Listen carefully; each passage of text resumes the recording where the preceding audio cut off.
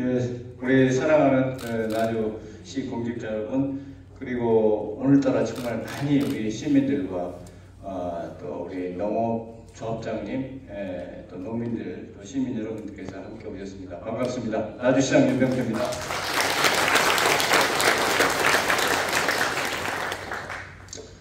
지난주 김황식 총리님 모시고 더 큰 나주 아카데미 첫 행사를 가졌는데 오늘 두 번째 지금 행사를 갖게 됐습니다.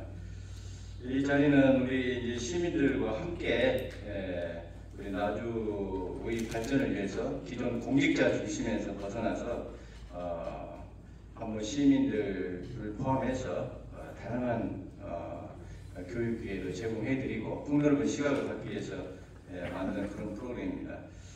여러분도 잘 아시겠지만 조선시대 우리 나주는 대한민국의 산업의 중심지였습니다. 당시 농업이 산업이라고 볼 수 있었고요. 당시 국식 세금 1위, 또 인구 5위의 지방 최대 도시를 우리 나주는 누려왔습니다.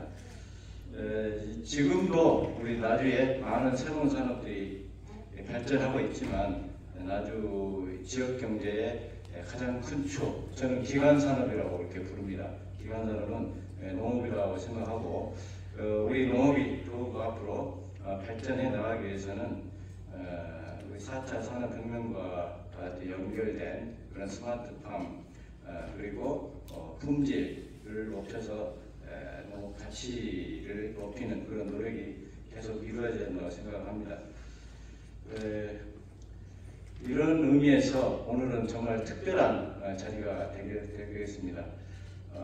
우리 대한민국 농업 분야의 최고의 대가를 모시는 그런 자리가 되겠습니다. 오늘 이제 매력이 경쟁력이다라는 주제로 김병원 전 중앙회 회장님께서 정말 바쁘신데 걸음을 해주셨습니다. 회장님은 뭐 여러분도 아시겠지만 또 제가 또 소개를 좀 드리겠습니다.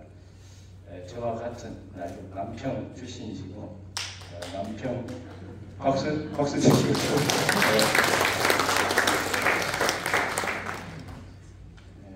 가까이에서 정말 제가 훌륭한 분으로 이렇게 이제 모실 수 있는 기회를 갖게 돼서 더 의미가 큰 것 같습니다. 남평 조합장의 3선을 이렇게 하셨고요. 또 농협중앙회 이사를 이선 2번 하셨고, 또 NH 무역, 그다음에 농업 양곡 대표이사를 역임을 하시고 2016년부터 2019년까지 농민 대통령이라고 하는 23대 농협중앙회장을 역임하셨습니다. 박수 한번 쳐주십시오. 정말 처음으로 농업중앙회 역사상 처음으로 호남인으로서 중앙회장 자리에 오셨습니다. 우리 지역의 큰 자랑이고 정말 저희한테 큰 힘이 되는 그런 역할을 해주셨습니다. 그리고서도 이제 또 대통령 직속 농어촌 특별위원회로 이렇게 재직을 하셨고, 그 바쁜 중에도 미래의 등공을 받아 단 한 걸음이라도 함께 가라, 위대하다, 절박한 농심이 나를 깨우다, 이런 많은 또 이렇게 저서를 또 출간을 하셨습니다. 저도 지난번 선거할 때 살림 잘하는 남자라는 책을 한번 써봤는데 정말 한 번 쓰는데 너무 힘들더라고요. 그럼에도 불구하고 이렇게 뜨거운 애정으로 많은 집필을 하시는 건 정말 보통 정신을 할 수 없는 특별한 우리 농민 사랑, 농업 사랑이 있기 때문에 가능하다 생각합니다. 현재는 이제 한국생명과학기술연구원 이사장님으로서 많은 또 활동을 하고 계십니다. 회장님께서는 이 전남대학교 경영학 석사, 농업경제학 박사를 또 취득하시면서 농업, 농촌 발전을 위한 그런 전문적인 이런 지식과 함께 42년여를 농촌 현장에서 경험적 지식을 이렇게 겸비하셨습니다. 농업 관련 분야의 최고 전문가시자 평생 농민의 친구로서 이렇게 지내오신 분이라 생각합니다. 전국에서 얼마나 많은 강의 요청이 있겠습니까? 예, 정말 바쁘신데도 불구하고 제가 꼭 한번 모시고 싶다고 간곡히 부탁을 드리니까 오늘 정말 시간을, 귀한 시간을 내주셨습니다. 오늘 우리에게 이제 매력의 경쟁력이라는 주제로 이렇게 강의를 해주실 김병원 전 회장님을 뜨거운 박수로 맞이해 주시기 바랍니다.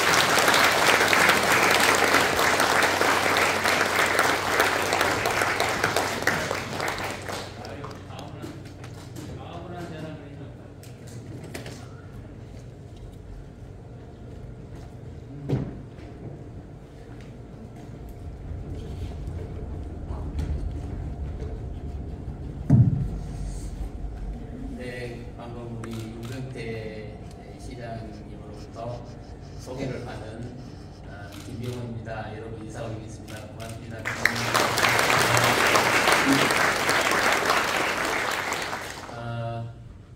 정말 여러분을 뵈니까 너무 반갑습니다. 특히 수많은 그 강의를 해주실 분이 많이 있을 텐데도 불구하시고 이제 이미 끈이 떨어져 버린 저를 이 자리에 초청해 주신 윤병태 시장님께 진심으로 감사를 드리고 우리 강영구 부시장을 비롯한 간부 여러분에게도 고마운 말씀을 먼저 드립니다. 그리고 또 오늘 저는 깜짝 놀랐습니다. 존경하는 우리 조합장님들 와 계시니까 또 훌륭한 분들 앞에서 강의를 하면 강의가 많이 막히는데 이분들이 와 계시니까 조금 마음이 무겁습니다. 제가 이제 풀어가면서 얘기를 하겠습니다만은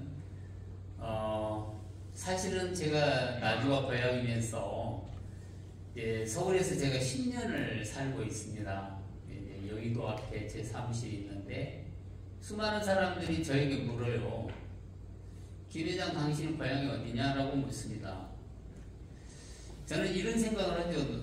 누가 앉아있으면 누가 나한테 고향이 어디냐고 물어주기를 학수고대를 해요. 근데 물어준 사람이 너무너무 고마운 거예요. 나는 나주가 고향입니다 라고 얘기를 할 때 그 자긍심은 이루 말할 수가 없어요. 사실은 또 돌아다니면서 나주만한 도시가 그리 흔치 않거든. 살기도 좋지만 자연 환경과 더불어서 나주라는 내 고향의 땅이 생명의 땅이자 우리 농민들이 진짜 농사를 지어서 충분히 우리의 가치를 올릴 수 있는 그런 좋은 고장. 그래서 늘 자긍심에 차 있는 그런 질문을 받으면 나는 나주가 고향이다 라고 그 얘기를 하고 다닙니다. 그래서 제가 사실은 나주 시민을 대상으로 한 3, 4년 전에 특강을 한번 예술회관에서 했던 기억이 나는데요. 두 번째 강의를 한 것 같습니다. 요즘 사실은 이제 여기저기서 저를 부릅니다. 부른 이유가 뭘까라고 하는 것을 생각해 보면 이제 농협회장을 그만두고 좀 편하게 쉬고 있지 않을까 해서 저를 많이 불러대는데요. 제가 그 얘기하기 전에 잠깐 내가 오늘 아침 우리 집에서 PCR을 했는데 감염이 안 됐더라고요. 그러니까 제가 잠깐 보도록 하겠는데 양해해 주시겠습니까? 네. 그래서 요즘에 이제 내 이름을 김삿갓이라고 할 수는 없고 그냥 방랑자가 돼서 전국에 여기저기 걸쳐 다니면서 많은 농민들과 대화도 하고 농민들의 애로를 청취하고 지금 지내고 있습니다. 강의를 하면서 제 근황도 가끔 얘기를 드리도록 그렇게 하겠습니다. 오늘 사실은 제목을 뭘로 할까 고민하다가 매력이 경쟁력이라고 하는 얘기를 가지고 1시간 반 동안 여러분에게 얘기를 하려고 하는데요. 저는 우리 나주시 공무원들이 다 오신 줄 알았는데 여러분도 우리 농민도 계시고 참 반갑게 그지 오십니다. 제가 겉옷을 잠깐 벗고자 하는데 괜찮겠습니까? 네.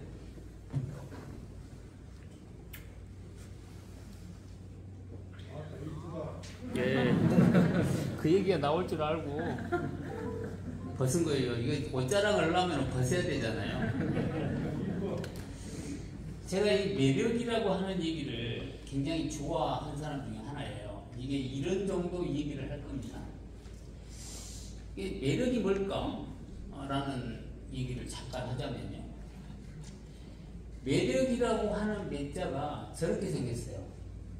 저도 아침에 옥편을 놓고 저 매자가 한문으로 뭘까라고 하는 것을 들여다 봤더니 뜻밖의 도깨비 매자더라고요. 깜짝 놀랐습니다. 근데 매력이라는 것은 우리 사전적 용어로 보면 사람의 마음을 사로잡아서 끄는 힘을 뭐라고 하냐면 매력이라고. 사람의 마음을 끌어서 내 앞에 갖다 놓는다는 게 매력인데, 저 매자가 이렇게 도깨비 매자일까? 도깨비는 우리 할아버지들이 그랬어. 정신을 차리면 도깨비의 혼을 뺏기지 않는다, 그런 얘기인데, 이게 사람의 그 매력은 어떤 게 매력이냐면 누군가의 마음을 내가 뺏는 게 매력이에요. 그래서 요즘에 제가 가끔 다니면서 물어요. 사위가 있냐? 아니, 며느리가 있으십니까? 아니, 앞으로 사위감을 어떤 분을 얻고 싶으냐고 물어요. 권력입니까? 아니라고 합니다. 대부분. 그러면 금력은 어떠십니까? 라고 하면 금력도 아니라고 얘기를 해요. 주로 뭐라고 얘기했냐면 배우자는 매력 있는 사람을 선택하고자 한다, 이렇게 얘기를 합니다. 그럼 도대체 매력이라는 게 뭘까? 매력은 외형적인 매력일 수도 있어요. 사람이 우리나라에, 아니 세계에 한 100억 인구가 살고 있는데 100억 인구가 다 다르잖아. 여기 앉으신 여러분들은요, 다 매력 덩어리입니다. 누구 하나도 매력이 없는 분이 없어요. 다 매력을 갖고 태어납니다. 그런데 사람은 외형적인 매력에서 마음, 성격적인 매력을 비롯해서 외형적인 매력이 이르기까지 무엇이 가장 큰 매력이라고 할까라는 생각을 한번 해볼 필요가 있는데요. 생긴 거는 바꿀 수가 없어요. 부모로부터 태어난 고유의 내 얼굴을 어찌 내가 바꿔낼 수 있겠습니까? 성형을 하면 몰라도. 그래, 성형도 해봐야 그 매력이 특별히 바꿔진 게 없어요. 그렇다면 사실은 이 외모의 매력은 머리에 있을 수도 있어요. 머리를 어떻게 하고 다니냐에 따라서 자기의 그 얼굴 모형이 바뀔 수도 있습니다. 소위 시각의 차이지만. 그리고 우리 여성들 많이 오셨는데 미대원 가서 받는 이유가 뭘까? 나에 맞는, 내 얼굴에 맞는 머리의 모양을 해서 매력적으로 보이기 위한 방법도 있고요. 옷도 기왕이면 나에 맞는 옷이 있어요.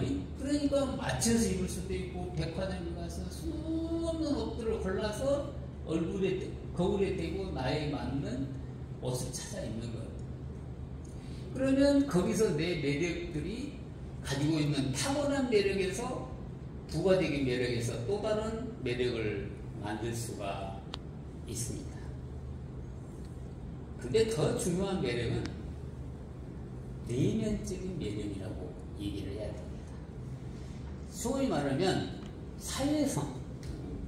오늘 여기 처음 만나신 분들 계시잖아요. 사람이 처음 만났을 때가 중요해요. 첫 만남에 5초 이내에 그 사람의 이미지를 읽을 수 있다고 얘기를 하는데요. 사회성. 여러분들이 많은 분들하고 접촉을 하다 보면 저 사람의 매력이 금방 이렇게 캐치가 될 수 있을 때가 많아요. 어떤 사람은 외형적에서 첫 만남에 인사도 내가 먼저 안 하고 누가 나한테 인사를 먼저 해주기를 바라는 사람들도 있고, 또 누군가의 배려를 하고 악수를 하고 누구하고 눈을 마주치고 하는 따뜻한 배려를 하는 매력적인 사람들을 여러분이 많이 발견할 수가 있을 거예요. 이 매력적인 사람은 유머도 좀 풍부한 사람일 수 있죠. 엊그제 우리 집이 남평에서 골드레이크 밑에가 우리 집이에요. 골프를 치러 오면은 전부 다 김병원이가 있는가 전화를 합니다. 어떤 전화가 왔는데 하필이면 내가 그 우리 집에 나와 있었어요. 일요일 토요일에 6분이 오셨더라고요. 근데 그 중에 보니까 텔레비전에 많이 나온 사람이 한 분이 계셔요. 백운기라고 MBN 앵커인데 그 친구들이 놀러 왔어요. 근데 우리 집에서 차를 한잔 잠깐 1시간 차를 마시는데 이 양반이 유머 감각이 이만저만이 아니더라고요. 얼굴은 크게 볼품이 없는데 유머 감각에서 매력을 느낄 수가 있었어요. 그래서 그 매력은 여러 가지 마음에서 우러나는 그런 매력들을 내가 만들어낼 수가 있는데요. 이 매력은 비단 꼭 거기서만 찾을 수가 있는 것이 아니라 수많은 사람들 속에서 매력을 찾아낼 수 있는 경우들이 많아요. 제가 지금 드린 말씀들을 늘 머리에서 뭐하고 대입을 시켜보냐면 매력하고 대입을 시켜보셔야 제 얘기를 쉽게 이해할 수가 있어요. 유관순 열사도 이 5만원짜리 집회에 들어갈 수 있는 후보자였어요. 근데 이 심사임당에 올라갔습니다. 왜 그랬을까? 여러분, 심사임당은 아주 짧은 생을 살고 하셨어요. 48. 아주 짧은 생을 살았는데 이분이 가장 중요한 것은 3가지입니다. 첫째는 조선시대의 여성들은 배우는 게 박보다게 안 가르쳤어요, 부모님이. 근데 이분은 독학으로 글을 쓰고 그림을 그리고 시를 쓰고 수많은 학문을 터득했는데 이거를 자기 혼자 가지고 있는 것이 아니라 박복했던 그 여성들을 조선시대 여성들에게 가르침을 갖고 계셨습니다. 또 하나는 1000원짜리 지폐에 있는 율곡선생이라는 아들을 잘 갖춰놔서 3대 성리학자로 잘 갖췄잖아요. 도산서원에서 유학을 공부했던 아주 훌륭한 아들을 갖춰냈어요. 3번째는 지아비를 잘 모셨어요. 지아비가 어디냐면 파주에 고향인 이원수라는 분인데 바람을 피웠어요. 3년간. 그때야 칠거지약이라 질투를 할 수 없는 상황이었지만 한 번도 내색을 해보지 않았습니다. 알면서도 몸으로 마음으로 전부 삭혀낸 거예요. 그랬는데 이원수는 그걸 알았어요.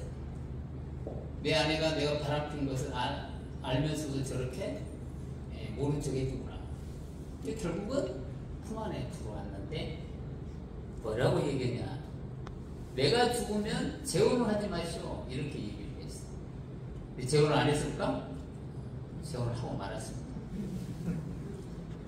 근데 이 유관순 열사의 유관순은 이 심사임당의 고향은 강릉에 오죽하니 자기 친정집인데 친정집에서 절반을 살았어요.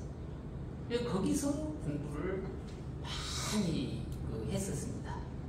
그럼에도 불구하고 자기 남편을 아주 하늘처럼 자기 남편을 잘 모셔서 남편이 그래도 출세를 했잖아요. 3가지의 상황 때문에 우리나라의 현모양처 자리를 하고 있는 심사임당의 매력은 우리 국민들 가슴 속에 따뜻하게 자리를 잡고 있는데요. 비단 또 심사임당의 매력뿐만 아니라 여기는 심선이라고 하는 이장입니다. 여성 이장이 있어요.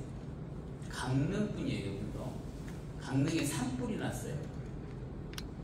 근데 회관에서 보니까 자기 집이 불이 타고 있는 거예요. 나오자마자 생각한 게 뭐였냐. 산 밑에 노인들이 다 다 타서 돌아가시겠구나 싶은 생각이 드니까 자기 남편을 불렀어요. 둘이 차를 타고 산 밑에 있는 노인들 4분을 구출합니다. 신문에 났는데 그 지역에서 저 심선이는 영웅이 됐어요. 저 집이 처절하게 타버린 자기 집인데 어느 것 하나도 빼내지를 못하고 완전히 소화게 되고 말았습니다. 제가 거기를 가서 저 심선 이장을 격려를 해주고 물었습니다. 이장 월급이 얼마나 되시냐. 그때 20만 원이 나왔다. 그래서 제가요, 20만 원 월급을 받더니 심선이 이장의 사명이 도대체 뭐길래 자기 소중한 집이 다 타져버릴 때 나보고 동네 분들을 구출했던 저 심선이 이장의 사명감이 정말 돋보이구나. 근데 그 강릉에 있는 신부들이 영웅 취급을 하더라고요. 그래서 제가 농협회장을 하면서 농협중앙회로 모셨습니다. 우리 농협중앙회 직원들을 많이 모셔다 놓고 심선이 이장님의 얘기를 한번 들어보자. 한 10분 정도 얘기를 하시더라고요. 나는 그 얘기 속에서 순간적으로 생각나는 게 자기 집보다 더 중요한 것이 동네 주민들이었다라고 말씀하시더라고요. 그래서 우리 농협 직원들 중에 장 몇 분 오셨는데, 난 우리 직원들이 그 심선이 이장의 얘기를 듣고 뭘 생각할 수 있었을까? 우리는 20만 원이 아니라 수천만의 연봉을 받고 있는 우리들의 사명이 농민들이 다 죽어간다면 우리는 진짜 내 삶을 포기하고 농민을 위해서 손을 들 수 있을까 하는 그런 생각도 한번 해보고 했어요. 오늘 이 자리에 공무원 여러분도 계시지만 공무원이나 농협 직원이나가 모두가 다 우리 농협 직원들은 농민이, 우리 시 공무원들은 시민, 먼저 우선이 되는 그런 사명감을 이런 사람으로부터 또 배움으로써 이런 사람들의 매력을 우리가 깊게 머리 숙여 감사해야 될 줄 알아야 될 거 아니냐 이런 생각을 해보고요. 이 할머니는 전주 소양면에 사시는 할머니인데 차사순 할머니라고, 이분이 69살에 면허증을 땄는데 면허 시험을 960편을 응시를 해가지고 따고요. 응시 비용만 해도 870만 원이 들어갔어요. 근데 이분이 면허증을 따야 될 큰 이유가 뭐냐면 소양면에서 농사를 지어서 전주까지 팔러 가는데 대중교통을 이용하니까 도저히 맞지 않은 거예요. 손주들을 보러 다니려는데 방법이 없어요. 그래서 면허증을 보려고 5년간을 이분이 발버둥을 해갖고 딴 면허증이 960번 만에 면허증을 땁니다. 이게 말이죠. 뉴욕타임스의 데일스트필이 됐어요. 여기서 이 차사순 할머니가 갖는 매력은 한두 가지가 아닙니다. 인내라는 매력을 발견할 수도 있고, 또 자기의 목적이 뚜렷함에 대한 매력이 있을 수도 있고, 수많은 사람들이 비웃고 있어도 그거를 극복할 수 있도록 하는 비웃살도 있었고, 제가 이 집을 한번 가봤잖아요. 근데 제가 갔을 때는 운전을 해갖고 4번 사고를 내셨더라고요. 근데 사고를 꽤 크게 냈어요. 나한테 그 사례를 다 얘기를 하더라고요. 근데 최근에 얘기를 들어보니 이제 그때가 69이니까 지금 한 80, 한 4, 5세 되는데 면허증 반납을 하겠어요. 960번 일단 면허증을 반납을 했어요. 이제 내가 운전을 해서는 안 되는 나이가 됐구나. 그러니까 얼마나 현명한 매력을 갖고 있냐. 땄어도 내가 이제 타인의 피해를 줘서는 안 된다는 생각으로 면허증을 반납한 이 차사순 할머니한테 뭘 배울까? 그냥 늙었다고, 나이가 들었다고 뒷전에 물러나 있는 이런 사람보다는 내가 가지고 있는 능력 범위 내에서 내 스스로의 개발을, 내가 하고자 하는 일을 할 수 있는 소중한 교훈을 주신 분인데, 이 소울을 현대자동차가 무상으로 줬어요. 홍보 용어로. 저 차를 갖고 4번 사고를 냈거든요. 근데 내가 지금 사진을 많이 공유를 했어요. 그 사고 나가지고 찌그러들어오는 장면도 나오고 그런데 시간이 없어서 이제 다 보여드리지 못하고, 농촌의 이 손은 우리 농부들의 본이었습니다. 아니, 우리 농촌 가정에 큰 자본이었어요, 소가. 제가 오늘 이 소를 보여준 것은 아마 이 소에 대한 많은 자료들도 있고, 원앙소리라는 그 다큐멘터리 영화를 안 본 사람이 없어요. 1500만 명 봤으니까. 그때 저 소는 40년을 최원균 할아버지와 같이 살았잖아요. 근데 제가 이걸 보여준 거는 이 소의 쟁기질을 할 때 저 목에 걸치고 있는 게 뭘까? 저걸 멍이라고 그래요. 근데 여러분은 혹시 그 쟁기질을 해보신 분은 알아가 보면, 쟁기질은요, 저 멍에 힘으로 쟁기질을 합니다. 우리 집 얘기를 해서 대단히 죄송한데, 나는 너무 가난한 집에서 태어났는데 우리 아버지가 논밭이 없어요. 노름을 해갖고 논밭을 팔아먹었어요. 그래갖고 뭘로 우리를 가르쳤냐? 소 2마리로. 그리고 한 마리는 송아지를 내고 한 마리는 저 쟁기질을 해서 싹을 받아서 우리를 길렀어요.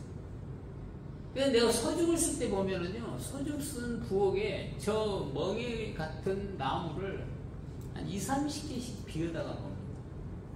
저는 그땐 몰랐어요. 내가 쟁기질을 배울 때 알았어요. 소가 쟁기가, 이 멍에가 맞지 않으면 소가 말을 안 듣니까 뭐가 생겨나냐?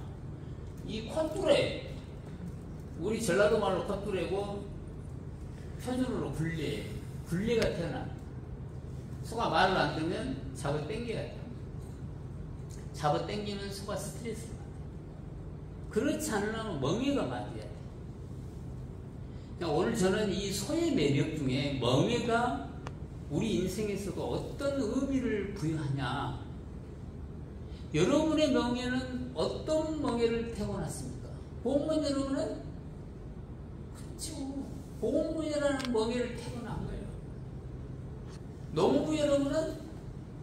농협 여러분은 농협이라는 멍에를 타고났고, 농민은 농부라는 멍에를 지고 태어난 겁니다. 근데 이 멍에는 내 옷이 내 멍에 맞을 수도 있고 안 맞을 수도 있어요. 이럴 때를 대비해서 우리 아버지가 20-30개의 멍에를 비워놓듯이, 여러분도 여러분의 멍에가 맞지 않을 때를 대비해서 여러분 인생의 멍에를 미리 준비하셔야 되지 않을까. 이 소에서 우리가 발견하는 멍에 중에 하나가 이겁니다. 저도 짧은 세월을 살았지만, 그게 맞는구나. 내 멍에는 농협 직원이었는데 지금 3년 동안 이제 내가 방랑자가 되면서 내 멍에를 찾고 있어요. 이렇듯이 여러분의 멍에도 이제 이 소의 멍에의 매력에서 여러분의 명예를 찾아야 될 텐데요.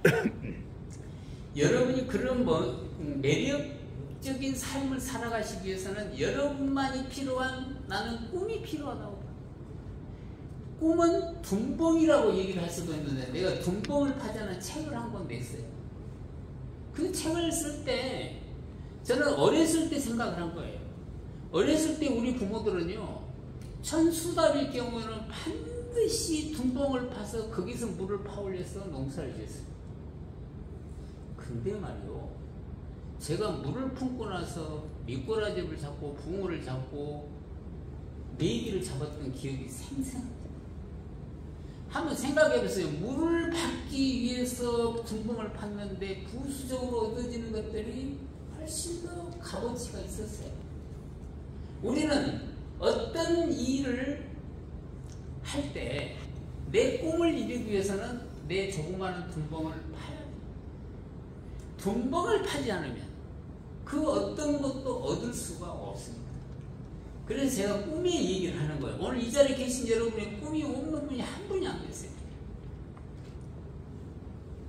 아주 적은 꿈에서 시작해서 큰 꿈에 이르기까지 다 꿈을 가지고 있는데 그 꿈을 이루기 위해서는 반드시 우리가 뭐가 필요하냐면 간절한 버킷리스트라는 게 필요합니다. 오늘 김병원을 만나서 여러분은 지금부터 하실 일이 뭐냐면은 내가 앞으로 남아있는 세월 동안에 내 꿈을 실현하기 위해서 간절한 버킷리스트, 죽기 전에 내가 하고 싶은 일을 적는 거예요. 여행 가고 싶으십니까? 아니 내가 어떤 자격증을 얻고 싶으십니까?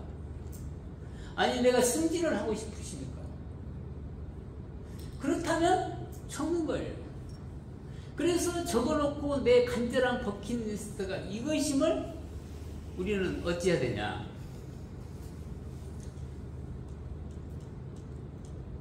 이것임을 확실히 믿어야 돼. 내 버킷리스트를 내가 믿지 않으면, 내가 적어놓은 것을 내 스스로가 믿지 않는다면 꿈을 이룰 수가 없어요. 그래서 제가 이 자성적 예언이라는 게 피그말리온 효과라는 걸 여러분 아마 거의 모르신 분이 없을 거예요. 그리스의 신화에서 보면 저 피그말리온이라는 사람이 저기에 나와 있는 그 갈라테이아라는 저런 조각을 만들었어요. 그래서 그 조각에게 계속 닦고 업어주고 안아주고 뽀뽀고, 저와 같은 사람이 저 같은 조각이 사람으로만 태우면 나는 저와 결혼하겠다라고 하는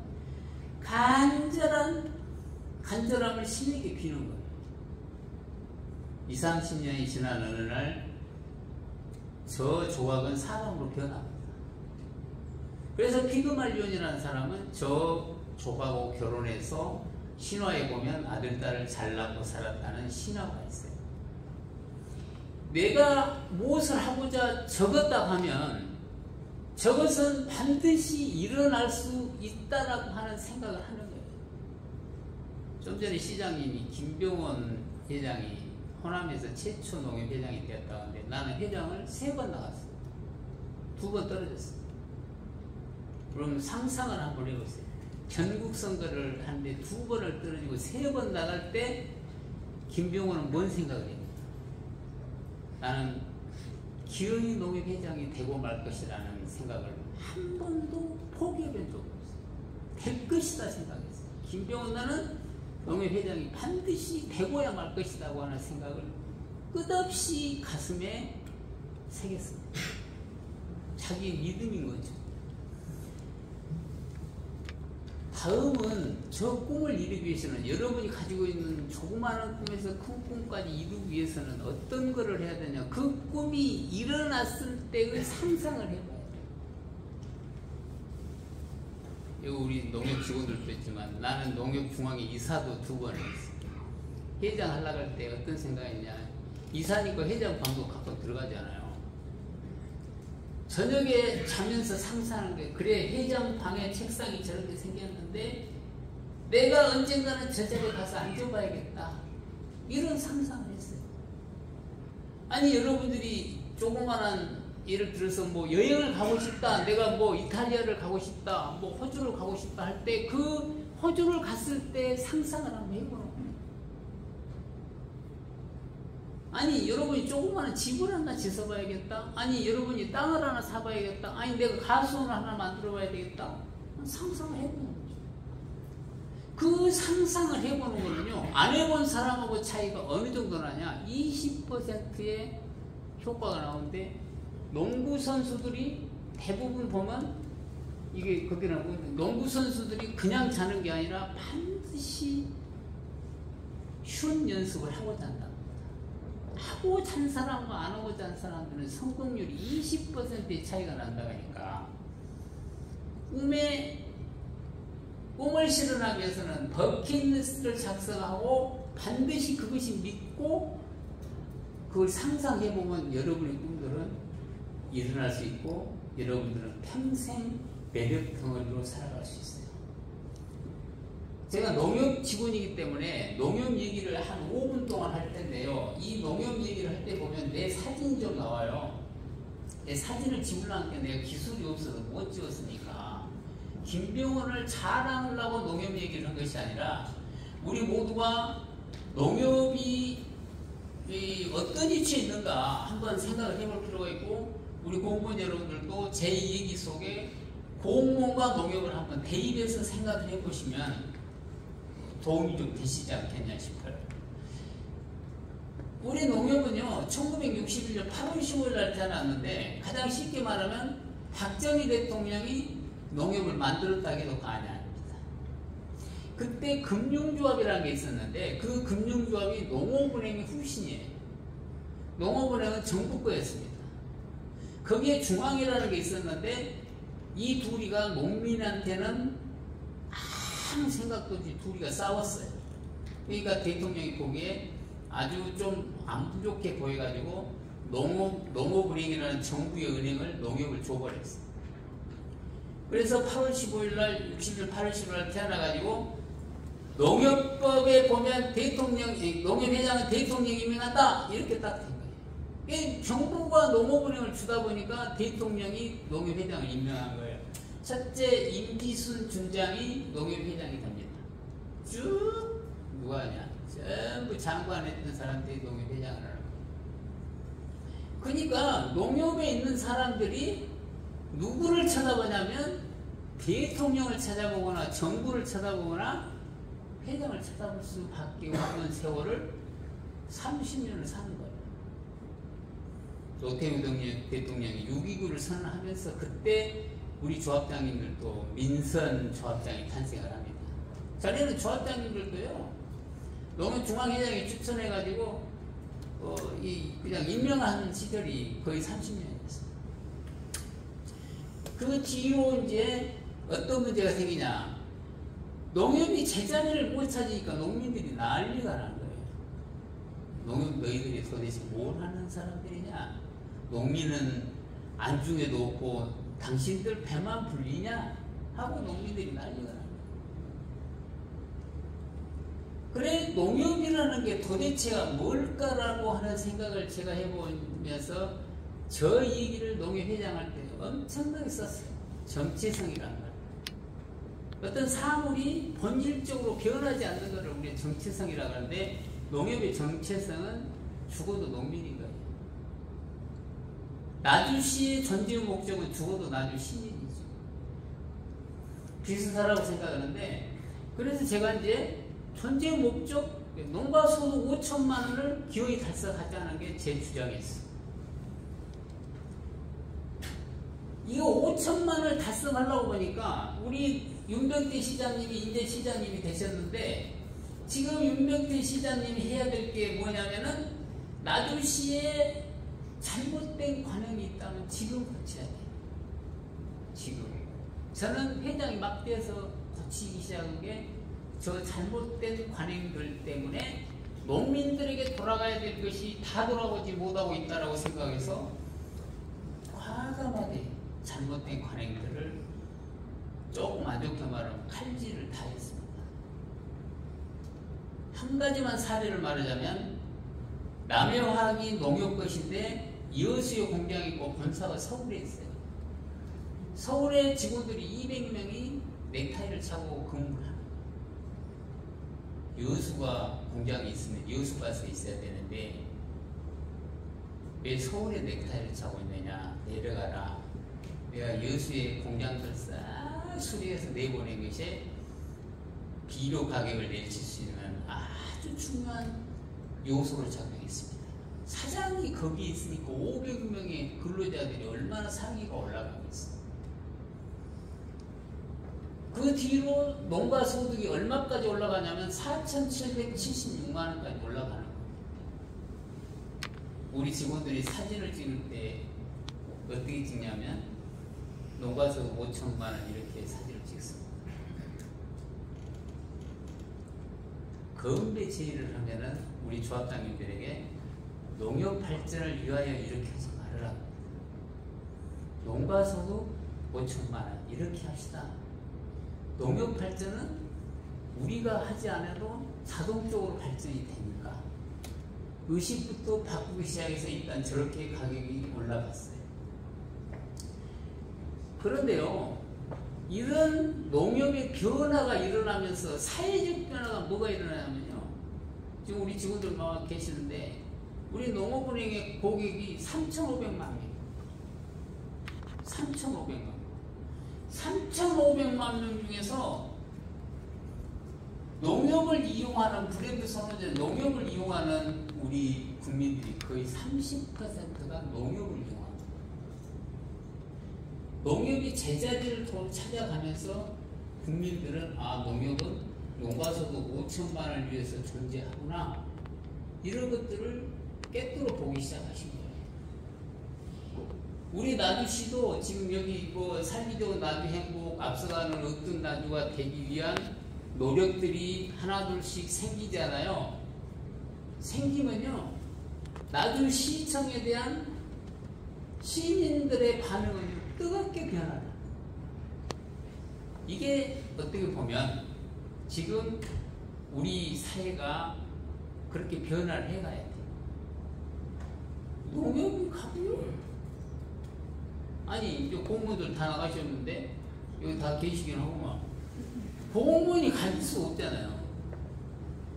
시민들이 가지다고 봐요. 농민들이 가지고.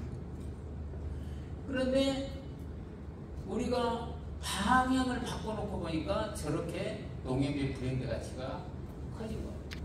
또 하나는 여기 나와있지만 사실 하나은행이나 국민은행, 신한은행, 우리은행은 이미 외국 사람들이 다 가져가 버렸어. 이익을 내봐야 한 푼도 아닌데 거의 80%가 외국으로 다 가요. 농협만 민족은행이에요. 농협은 단돈 1원짜리도 외국인이 소유할 수 있습니다. 농민들이 100% 지분을 다 갖고 있어요.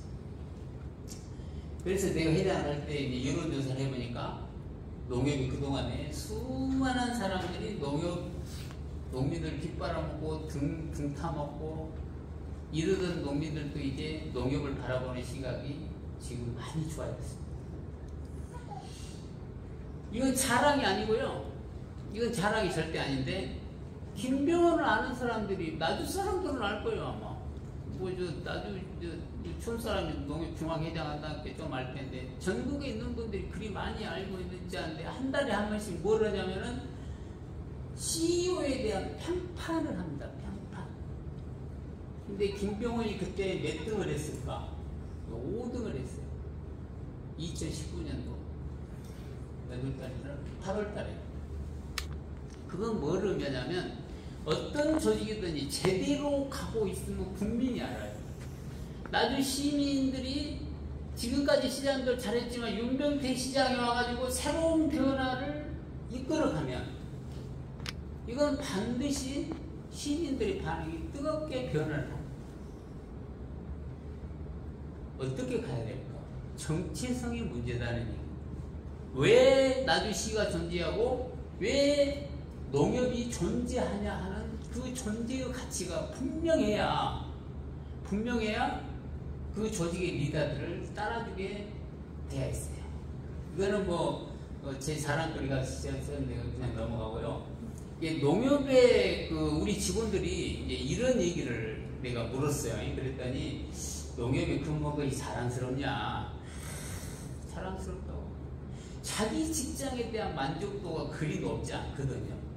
근데 우리 동인들의 만족도가 이렇게 높아요. 아주 높습니다. 좋은 직장이라고 생각한다. 또 농협에 들어가려면 저렇게 어려운 강문을 통해서 농협에 들어가요. 제가 이 작전사라는 데 특강을 갔더니 사회자가 여기서 요즘에 들어가기 가장 어려운 직장이 어디 있는지 아십니까? 거기서 육군사관학교라. 여기 사회자가 택도는 쓰지 마라. 신도 들어가기 어려운 데가 농협인데 농협 들어가기가 제일 어렵다. 이렇게 얘기하시더라고요. 요즘 공무원 되시기 얼마나 어렵습니까? 근데 그렇게 어렵게 들어오셔서 내 꿈을 여기서 펼칠 수 있다는 것은 대단한 매력 있는 직장이죠. 그래서 제가 우리 직원들하고 이런 얘기를 좀 하죠. 자, 우리가 근무한 데가 자랑스럽고 우리가 근무한 데가 다른 직장보다 좋다고 생각한다면 우리는 어떤 마음으로 농협 직원으로 존재해야 됩니까? 이런 마음으로 하면 어떨까? 보일러가 고장났습니까? 농협으로 전화하시오. 나한테 전화해라. 아니, 공무원들이 또 면장님이나 뭐 동장한테 전화해라. 아니, 텔레비전이 안 나오십니까? 나한테 전화해라. 아니, 냉장고가 고장났습니까? 나한테 전화해라. 무거운 것이나 힘쓸 일 있으면 나한테 전화하고, 농공기 있으면 못 구하십니까? 나한테 전화해라. 마음이 슬프거나 괴로울 때 나한테 전화하고, 몸이 아프면 이것저것 생각 말고 나한테 전화하고, 갑자기 병원 갈 일이 생겼을 때 나한테 전화를 해라. 나는 이런 마음으로 우리 농협 직원들이 농민들을 보살피고 공무원들이 시민을 보살핀다면 아마 엄청난 그 매력적인 직원들로 평가를 받지 않을까 그런 생각인데요. 요 얘기를 내가 만든 게 아니라 충북 영동 불안계곡의 시골 목사 김선주 목사가 요 얘기를 해서 교인들을 교회로 나오시도록 만들었습니다. 가로안이 궁금하시죠? 고스톱을 칠 때 짝이 없으십니까? 나를 불러라. 이게 그 디테일한 얘기 같지만요, 실은 시민들이나 농민들이요 이거를 바라고 있어요. 정말 적지만 내가 혼자 할 수 없는 일을 누가 해준다면 그것처럼 고마워할 수가 없어요. 아니 진짜 병원 갈 때 전화하면 딱딱 모시고 갈 수만 있다면 얼마나 좋겠어. 농협도 우리 나주시에서도 이런 조그만한 디테일함에 강하면 오히려 시민들과 농민들이 오히려 매우 좋아하지 않을까 하는 생각이 드는데요. 오늘 이 자리에 계신 분들은 다 리더들이 오셨어요. 그 지역에 가면 우리 공무원들이나 농협 직원들이나 조합장님들이나 이런 분들이 다 리더들이 오신 거예요. 그래서 리더는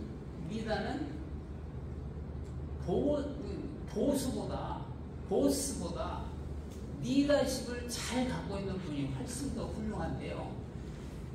리더들이 해야 할 일 중에 가장 중요한 것이 뭐냐면 인정해주는 겁니다. 근데 이게 티모스라는 것은 의학적 용어인데요. 이게 누구에게나 이 가슴에 조그마한 저 주먹만한 게 다 있어요. 저걸 티모스라고 한다고 해요. 근데 저게 나이가 들면 하나 둘씩 다 적어집니다. 절반으로 적어진 거예요. 왜 그럴까? 저거는 인정을 먹고 살기 때문이었어요.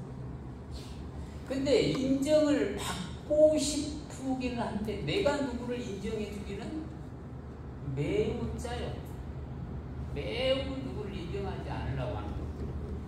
근데 오늘 리더들은요, 남을 인정할 수 있으면 남자들 사이에서는 천하를 배임한다고 해요. 굉장히 중요합니다. 그래서 나이가 들면요, 이 정도로 적어집니다. 10대와 60대를 보면 절반 정도로 줄어드는데 이게 너무 적어지면 우울증에 걸리게 돼 있어요. 매우 중요한 기간 중에 하나가 티모스예요. 이 티모스를 살리는 게는 타인의 인정을 먹고 살기 때문에 리더는 팔로 위에 있는 사람들을 칭찬해 주는 일이에요. 우리 농협 직원들도 농민들을 칭찬하고 공무원들도 시민들을 칭찬해주고 자기 밑에 있는 부하를 칭찬해주는 이런 칭찬과 인정 속에서 저런 티모스가 더 적어져서 우울증에 걸리지 않도록 하는 사명 또한 우리의 리더들이 해야 될 일 중에 하나인데요.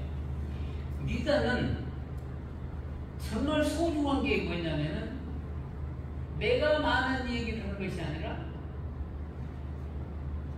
내가 많은 얘기를 하는 것이 아니라 질문을 하는 거예요. 질문처럼 소중한 것이 없는데 이 자리에 계신 여러분, 내 사례를 한번 들어보세요. 내가 중앙회장을 하고 있는데 대표 중에 하나가 딸만 하나가 있어요. 근데 공부를 잘해서 서울대학교를 들어갔다는 얘기를 들었어요. 근데 세월이 흘렀어. 근데 부부간에 모였어. 근데 내가 이제 이렇게 여기저기 물어다가 내가 그 대표한테, 대표님 딸이 이제 졸업할 때 됐겠는데 지금 졸업해서 어디에 들어가셨어? 하고 질문을 던졌거든요. 그랬더니 그 친구 사모님이 눈이 요만할 거고, 우리 딸은 이번에 서울대학교 졸업해갖고 이화여대 대학 법정 전문대학에 들어왔습니다라고 얘기를 하면서 아주 그냥 얼굴이 이렇게 펴져요. 그 사모님이 내가 얼마나 고맙겠어. 누가 이 얘기를 물어줄까? 아니면 내가 자랑을 치려면 이거 팔불출인데. 그래, 주변에 있는 사람이 뭔가를 얘기를 할 수 있도록 만드는 사람이 최고 인기잖아. 아니, 나는 그 사모님의 눈동자에서 내가 너무 좋은 거예요. 난 그걸 발견했어. 누군가를 통해서 질문을 던져서 그 사람이 하고 싶은 얘기를 만들어낼 수 있는 거는요, 최고고요. 질문을 하지 않으면 절대 알지 못할 일들이 너무너무 많아요. 주변에 이렇게 모였을 때 중요한 거는 질문을 많이 던져주는 것이 중요하다라는 얘기인데요. 우리가 살아가면서 육감으로 살아가는 사람들이 참 많습니다. 훌륭한 사람들. 우리 감각 중에서 5감은 여러분이 다 아실 거예요. 육감이라고 하는 것은 직관을 얘기하는 거예요. 근데요, 시각이라는 것은 어떤 의미가 있냐면 굉장히 중요한 것인데, 시선이에요. 지금 제가 보니까 한 분도 저하고 눈을 안 마주치는 분이 없어요. 눈을 다 마주치고 계시거든요. 내가 강의를 다니면 다 봐요. 이렇게 누가 나하고 눈을 안 마주치지, 누가 핸드폰을 갖고 만지작거리지, 다 보이는 거예요. 이게 눈을 마주치는 것은 너무너무 중요한데요. 대화를 할 때 진짜 시선을 맞춰준 사람이 너무 기분이 좋아요. 대화를 하고 있는데 핸드폰 만지고 있는 사람이 제일 좋은 거예요.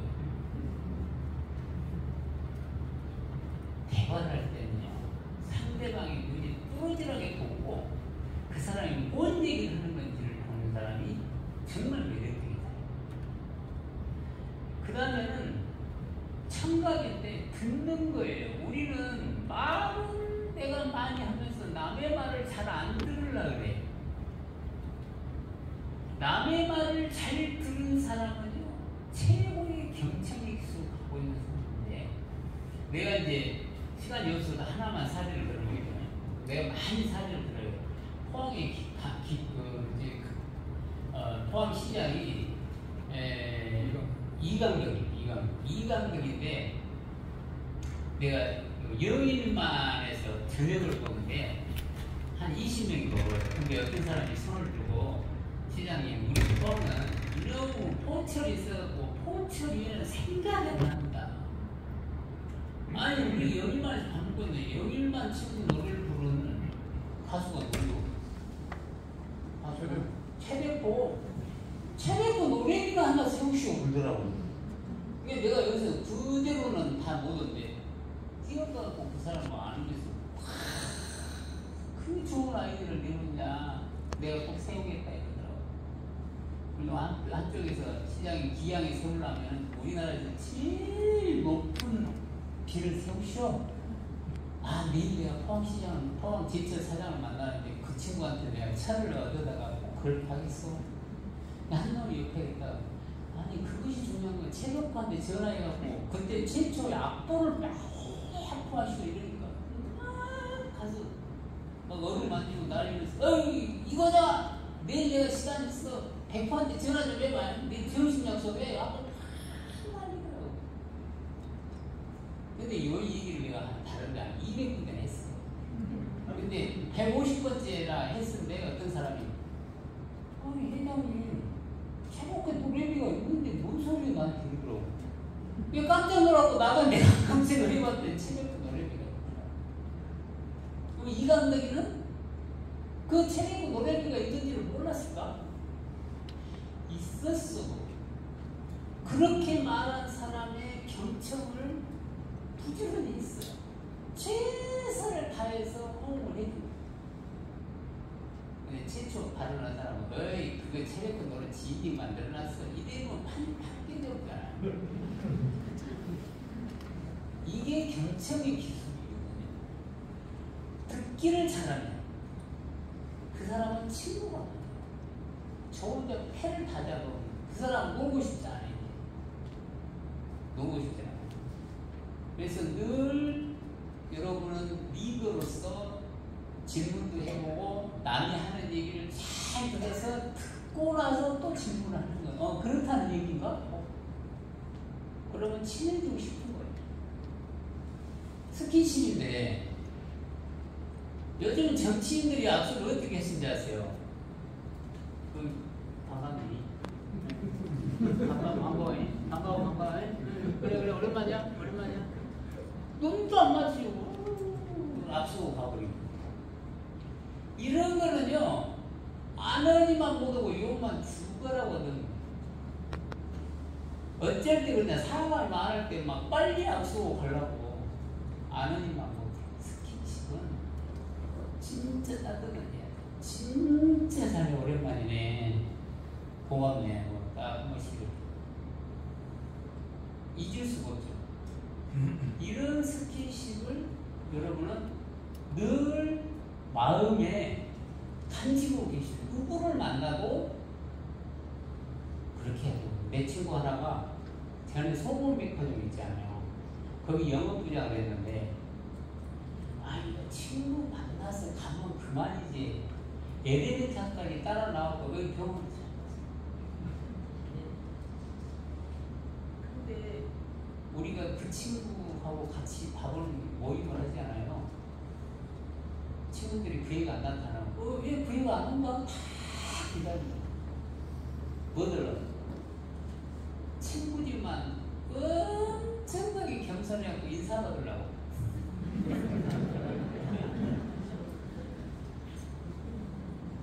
이게 그 스킨십이라고 봐야 되거든요.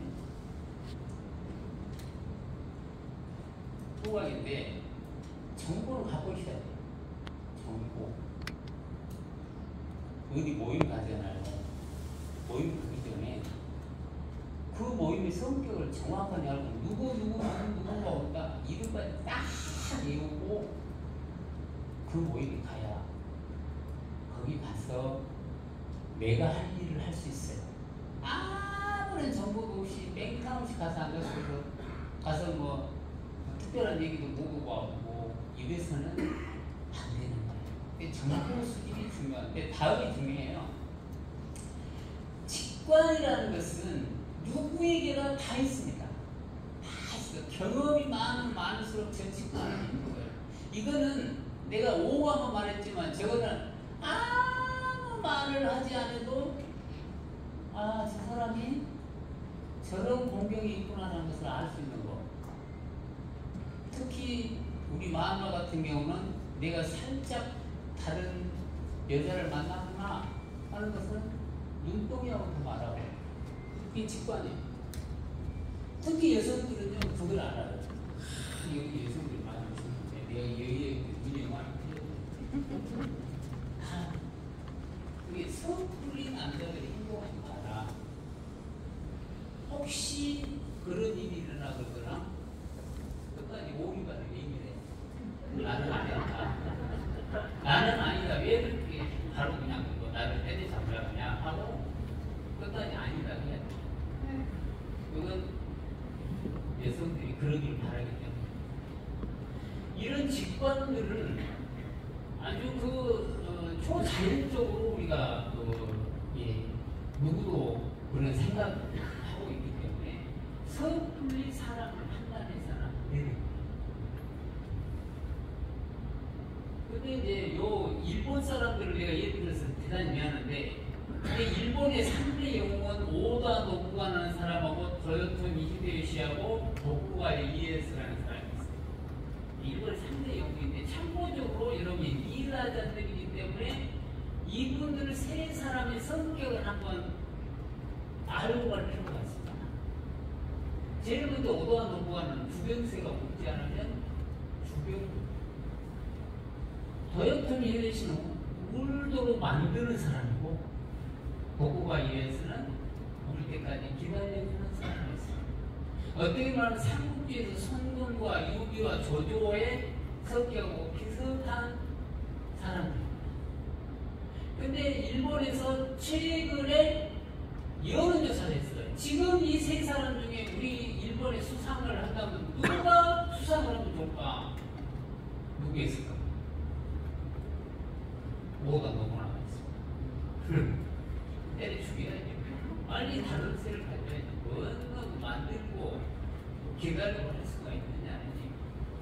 근데 저 세 사람의 성격을 우리가 보고 한번 고민해 볼 필요는 있는 성격 중에 기다릴 줄 알아야 되고, 안 될 줄 알아야 되고, 때에 따라서는 칠 수도 있어야 되고 하는 이런 리더들의 성격을 우리가 한번 생각해 볼 필요가 있는데요. 제가 어느 신문에서 이걸 봤는데 3만만 피하면 된다고 해서 이게 도대체 뭔 얘기지? 하고 그러다 보니 내가 먼저 말하면 그게 곧 결론으로 이해지지 않겠는가. 나주 시장님이 예를 들면은 농협이죠? 시가 어디가 공부한데 시장님이 짜장면 아니에요. 중국집을 갔어. 이 시장님 제일 먼저 짜장면을 시키면 그 다음 친구들이 뭐 시킬까? 당연하죠. 짜장면 시켜요. 그러니까 우리 리더들은 어떤 결론을 내릴 때 제일 늦게 결론을 내요. 짜장면 시키더라도 제일 늦게 시켜야 다른 사람 짬뽕도 시키고 볶음밥도 시키고 다 시키고 난 다음에 짜장면하고 외쳐야 돼. 그래서 뭐 시간이 없어서 다 말은 못했는데 세종대왕은 모르는 사람이 없어요. 아이고 국민적으로 만들 수도 있고 농사직설로 만들 수도 있고. 세종대왕을 훌륭하게 만든 사람은 누굴까? 황희정승. 그러면 황희정승에게 폐쇄를 했어요. 황희정승은 사실은 태종, 그러니까 세종의 아버지 태종이 삼남을 둡니다. 그러니까 양녕대군, 효령대군, 충녕대군. 충녕대군이 세종이에요. 근데 양녕대군이 책봉을 했어요. 세자 책봉을 받았어요. 근데 받았어요. 왜 나중에 커가면서 세자 책봉을 누구로 하냐? 충녕대군이 세종을 받았어요. 그러니까 황희정승이 그때 이제 비서실장, 지금으로 말하면 태종의 비서실장이에요. 근데 아니 전하 그럴 수가 없습니다. 적자가 책봉을 해야지 뭔 소리입니까? 하고 태종한테 대들었어요. 잘려서 유배가. 근데 황희정승이 태종이 세종한테 임금을 넘겨주고 나서 태종이 뭐라고 하냐? 너희 충녕대군 황희를 불러와라.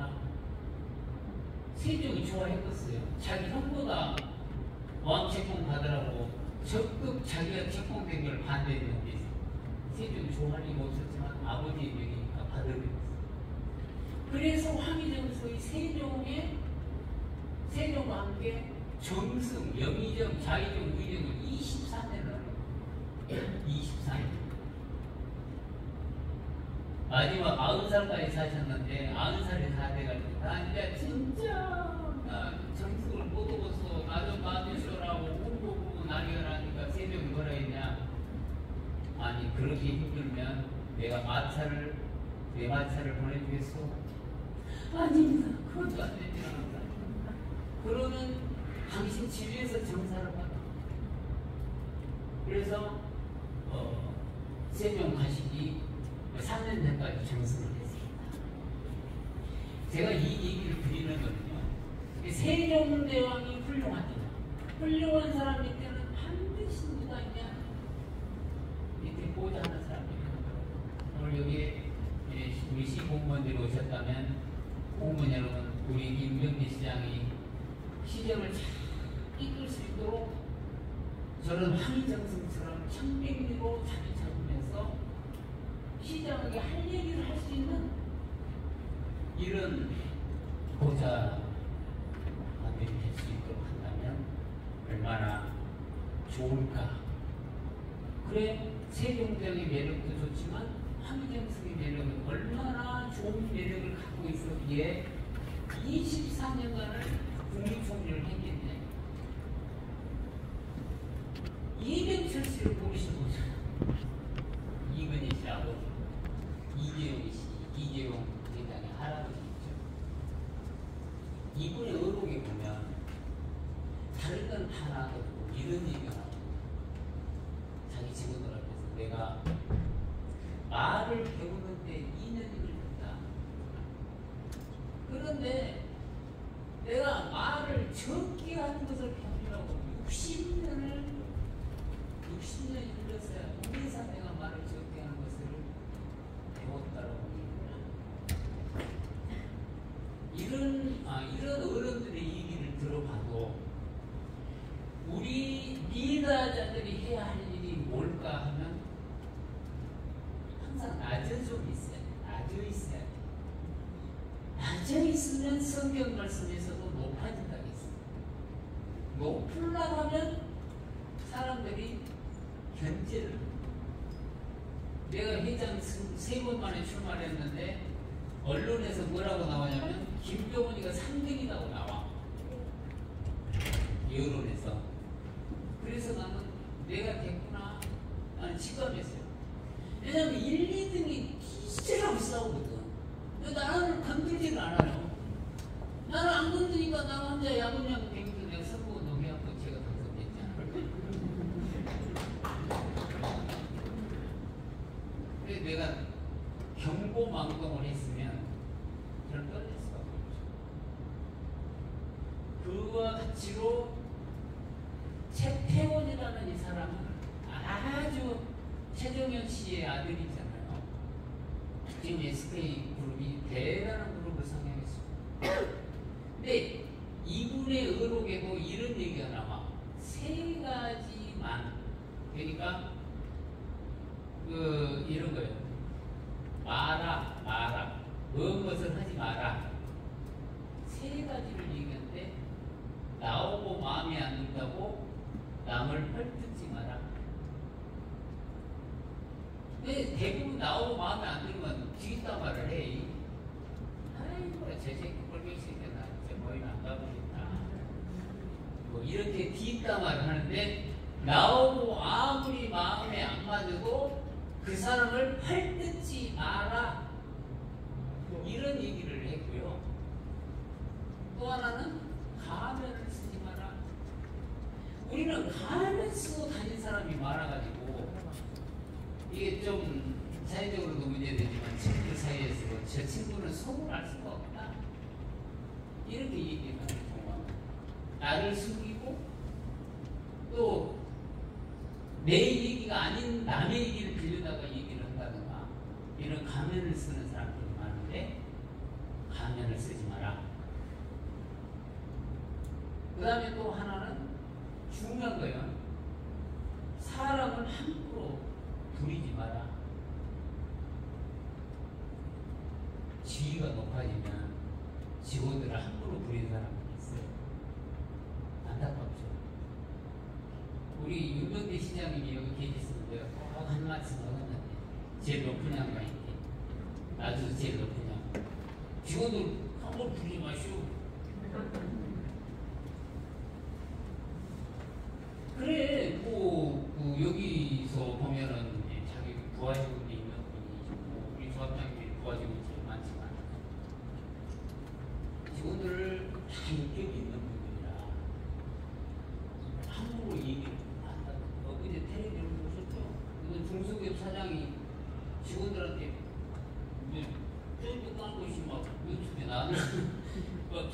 던져놓고 막 이런 못된 XX들도 있고 그러더라고.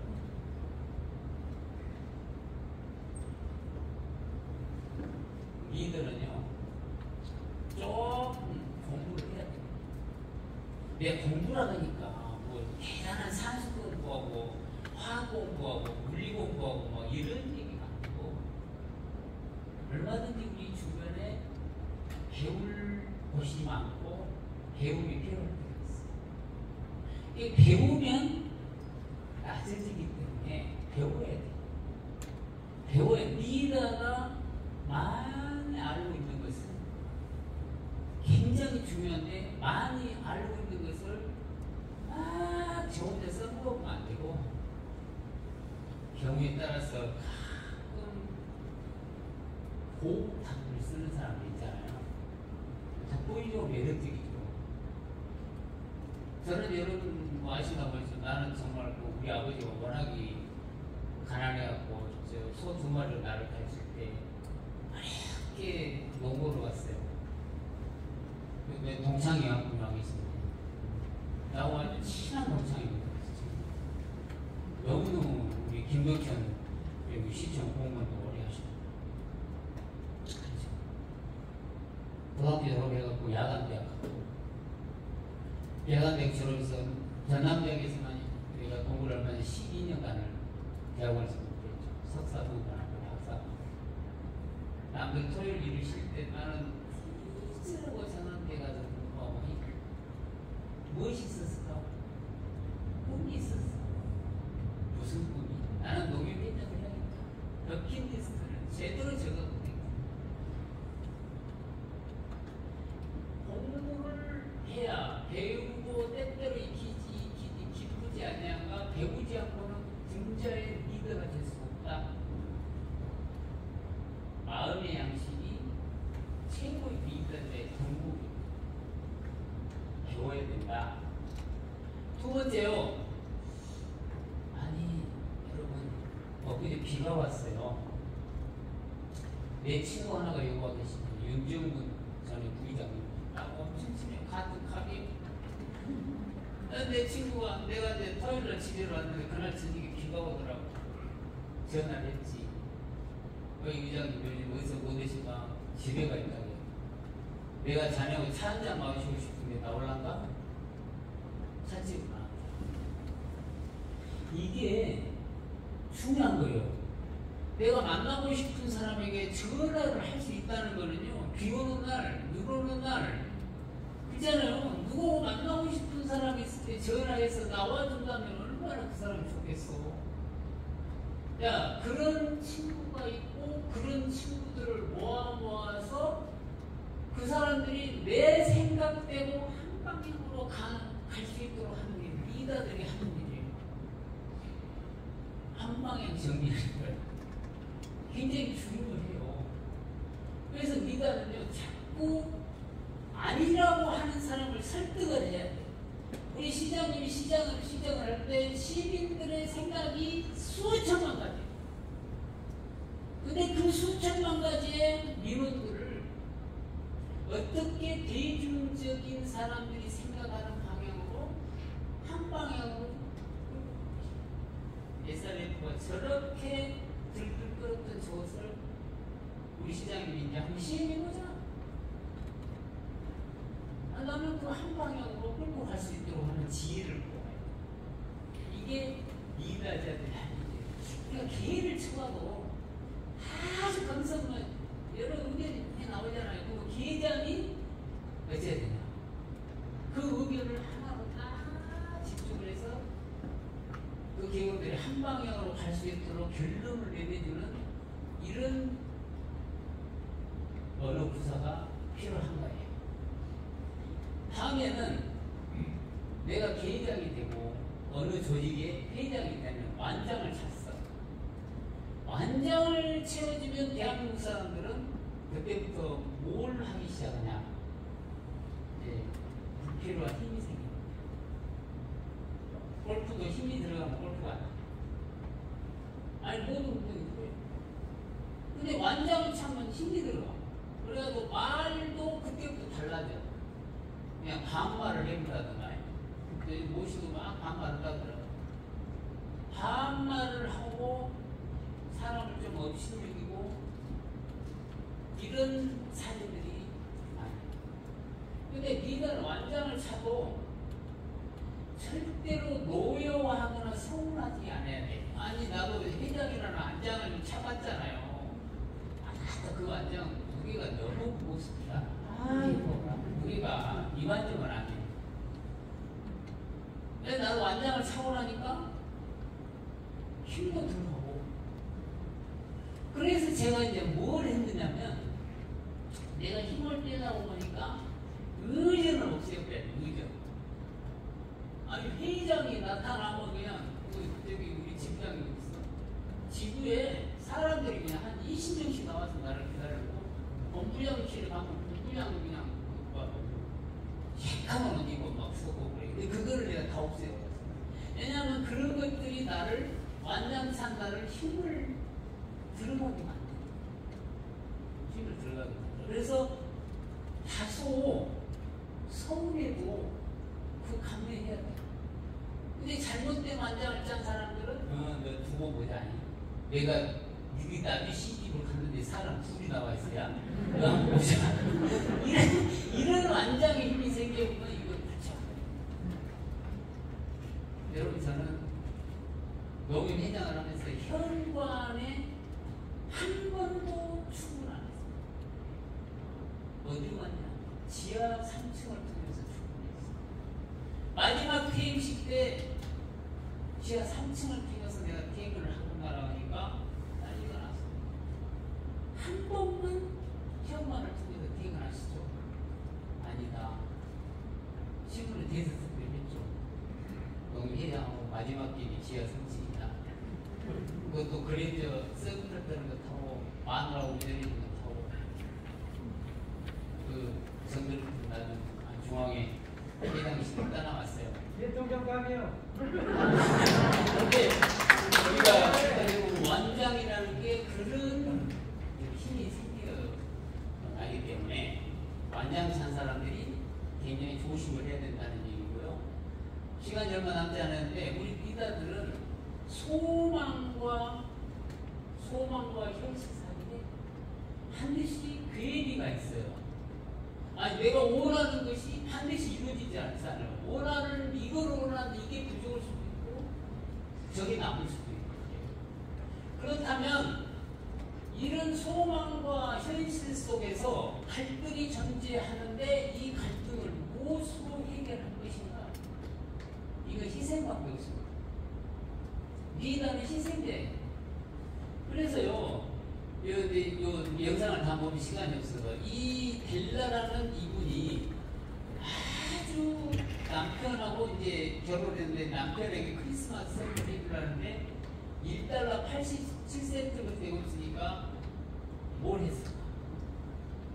20년 길렀던 그 금발머리를 자른 저 금발머리를 잘라서 자기 남편의 크리스마스 선물을 해주는 것은 델라라는 저 아가씨의 희생은 뭐였을까? 정말 내 목숨보다도 아까웠던 저 머리를 잘랐어. 남편의 크리스마스를 선물해주는 것은 희생이거든요. 나의 희생. 희생이 없이 내가 목적하고 있는 함수를 채울 수가 없어. 그건 반드시 어떤 걸 포기해야 돼. 우리 공무원 여러분이나 농협 직원 여러분이나 다 저걸 포기해야 돼. 포기하고 존경받는 일로 가야 되는데 그게 포기는 희생이에요. 내 희생을 하지 않고는 절대로 내 목적 함수를 달성할 수가 없다라고 생각하시면 맞는 거예요. 마중물 잘 하시잖아요.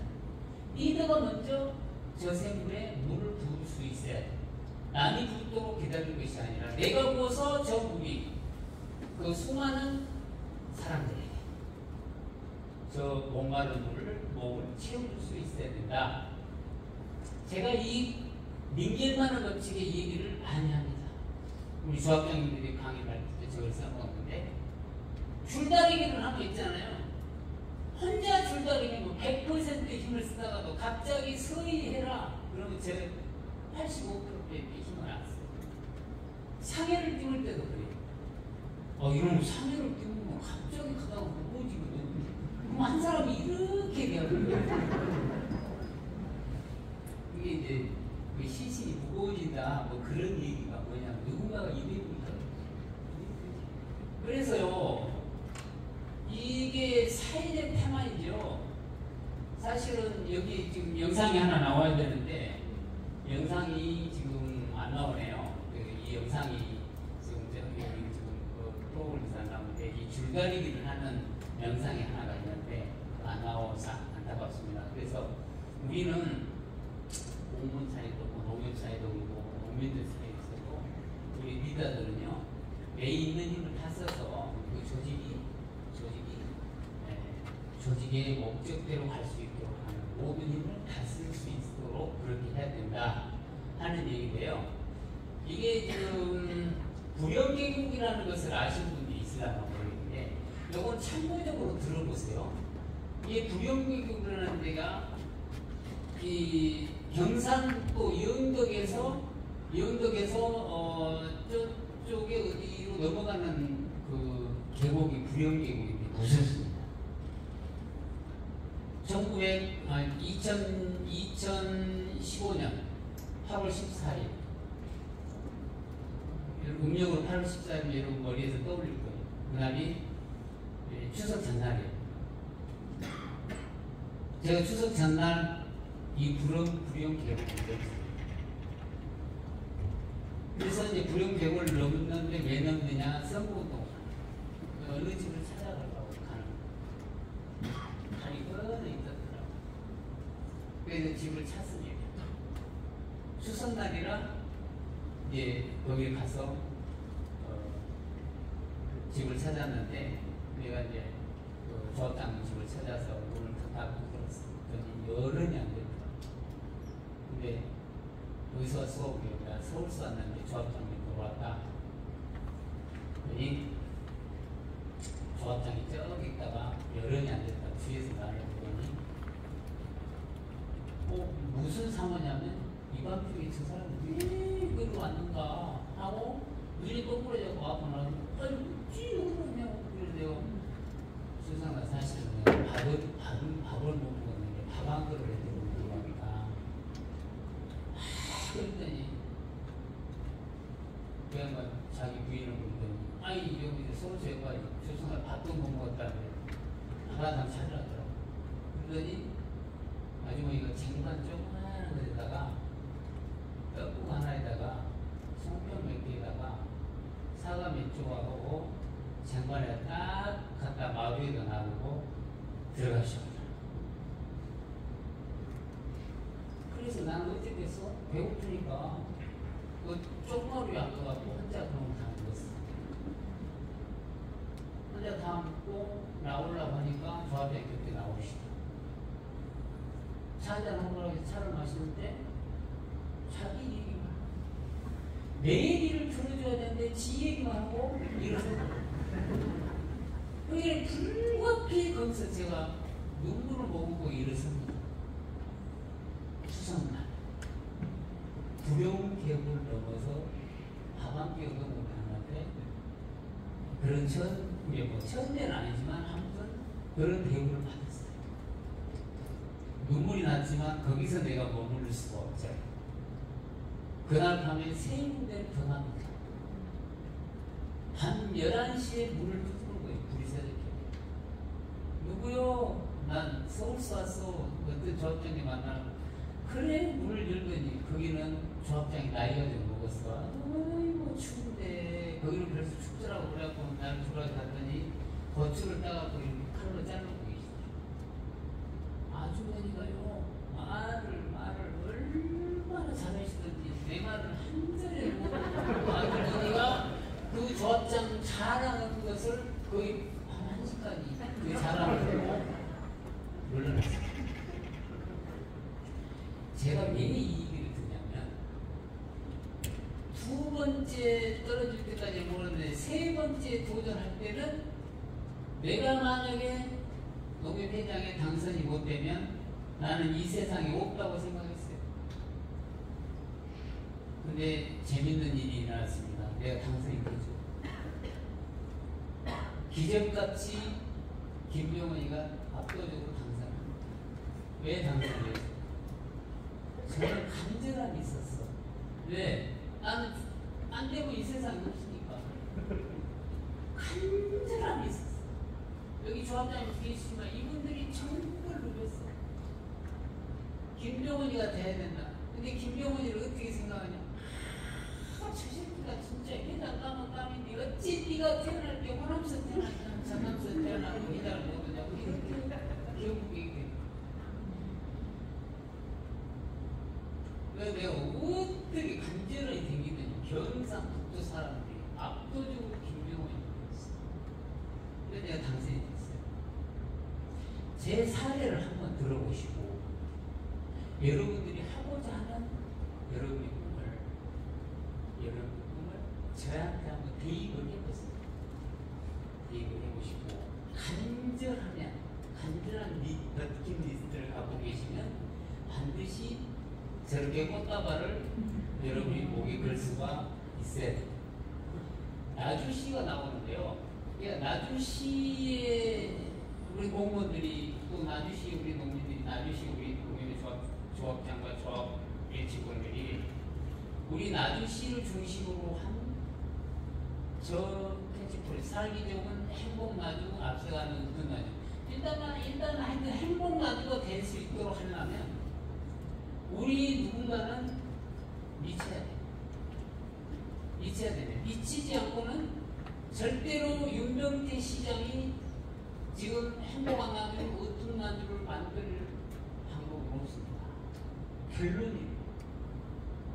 누가 미쳐야 될까? 공무원과 농협 직원과 우리 모든 리더들이 함께 저 행복 나주를 만들기 위해서 어떤 나주를 만들기 위해서 미쳐야 시민들이 동조를 해요. 미친 모습이 보여야 돼. 아니 김병원이가 농협회장이 된 것은 미쳐있는 것을 조합장들이 다 발견했습니다. 저 새끼가 추석날 아침 방 11시에 우리 집을 쳐들어오는 저 무서운 놈을 내가 안 찍어주느냐? 찍어줘야지. 그러듯이 윤병태 시장이 나주시를 행복하고 어떤 나주로 만들라면 우리 모두가 미쳐야 돼. 저는 우리 부시장이 수출을 위해서 저 행사를 했다는 얘기를 듣고요. 오늘 정신도 얘기했지만 나주의 농산물들이 우리 국내에서만 소비되려고 하면 안 돼. 어디로? 외국으로 판매해야 돼. 그래야 가격 지지가 되는 거야. 중요한 일을 했다라는 얘기인데 이제 이거는 하나 예인데 조선시대에 김덕신이라는 사람이 개기전이라는 책을 11만 3천 번을 읽어가지고 59세의 과거에 급제를 한 거예요. 아니 우리 나주 시민들의 행복 나주를 만드는데 우리가 어떤 모습으로 미쳐 있어야 될까? 그런 디테일함을 강해야 된다.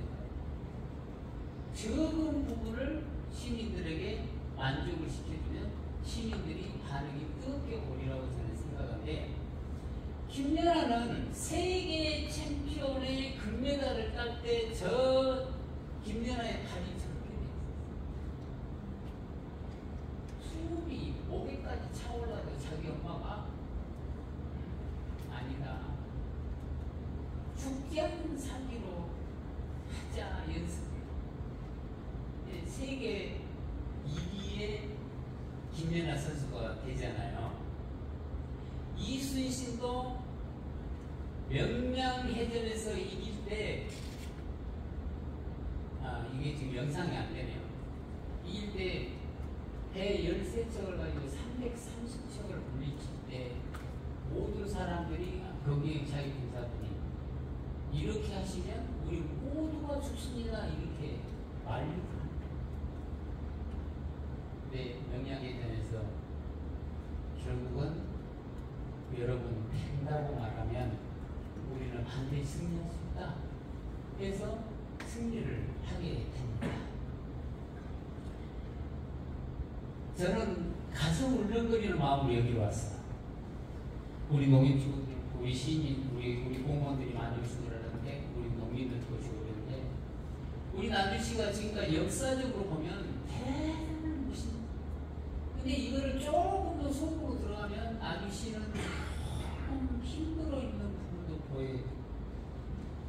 영산포, 원도시, 혁신도시, 남평 각자가 색깔을 내려가고 이러다 보니까 지도자들이 굉장히 혼란스러워요. 그렇지만 우리 나주처럼 기회가 좋은 곳이 별로 없습니다. 최고의 기회가 왔습니다. 이런 기회에 또 새로운 시장이 왔을 때 우리가 이순신처럼 어렵고 힘들 때 우리가 힘을 모아주면 반드시 명량에 대해서 임진왜란 때 이순신 장군이 우리 조선을 살려내듯이 우리 나주가 힘들고 어려울 때 우리 모두 지도자들이 매력적인 리더로 자리매김 우리 나주는 우리나라에서 가장 멋진 시로 발전하리라고 굳게 믿습니다. 여러분 고맙습니다.